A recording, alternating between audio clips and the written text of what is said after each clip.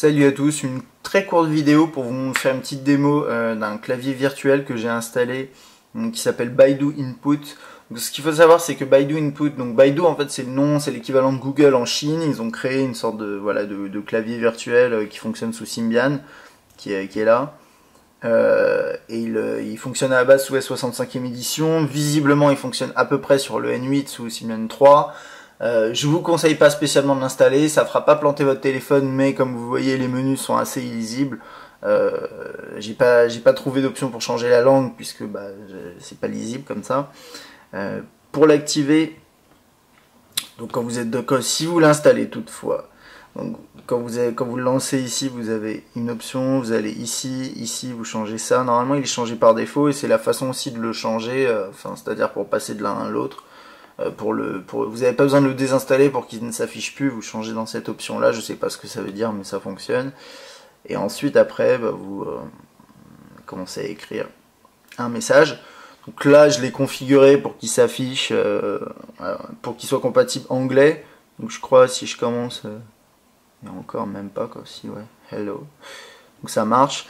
Ce qui est assez sympa avec ce clavier, c'est que voilà, il est en portrait et en paysage, je vais vous le montrer, il peut se déplacer sur l'écran et vous voyez, si vous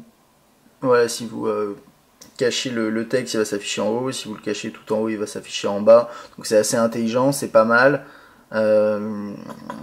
Les touches sont un peu petites, on comprend pourquoi d'une certaine façon Nokia a pas implémenté le clavier AZERTY en mode portrait, c'est parce que les touches sont super petites et que du coup, par contre c'est jouable quand même de le manier, mais c'est assez compliqué.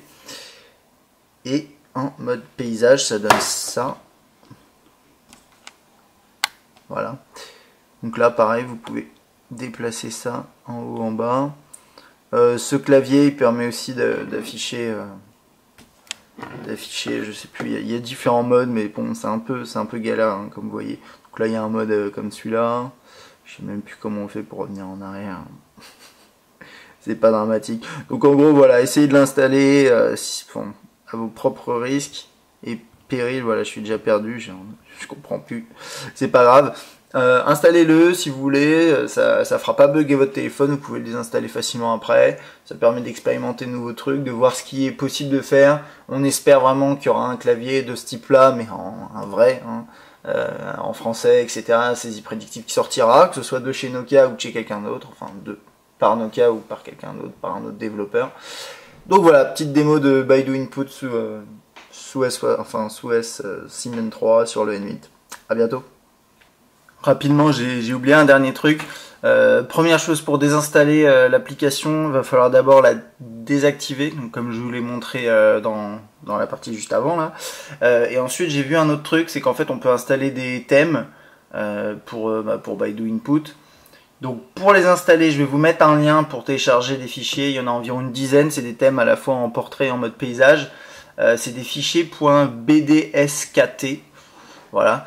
Ce que vous faites, c'est que vous téléchargez le thème sur le site, c'est dans des .zip, vous le dézippez, ensuite vous le transférez sur la mémoire de masse de votre téléphone.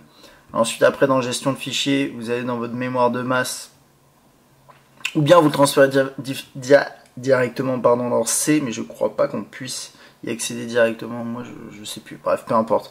Soit vous transférez dans C, soit vous le mettez là, et ensuite, après, donc là, c'est le fichier. Vous faites copier dans le dossier, vous allez dans la mémoire C du téléphone, vous faites Baidu Input. Et là en gros touchscreen, celui du haut c'est portrait, W comme widescreen c'est celui en mode paysage, vous faites ça et vous appuyez là pour faire OK, ça va le transférer et ensuite pour l'activer c'est simple. Donc là j'ai ce mode là, vous allez là, cliquez en bas, ensuite vous faites quelque chose, je crois c'est ici, la troisième option, et genre défaut, alors celui du haut en fait c'est portrait, donc là j'en ai pas, cliquez au dessus, ça doit être téléchargé, ça doit vouloir dire ça parce que ça ouvre le navigateur, et là voilà, vous switchez de défaut vers celui que vous avez choisi, et ensuite ça fera ça, donc là en portrait, toujours comme ça, et en paysage, vous avez votre thème, donc là c'est un thème que j'ai installé, qui reprend un peu l'esprit de comment ça s'appelle, Opera Mini. Et voilà, donc ça c'était pour les thèmes rapidement sous Baidu Input. À bientôt.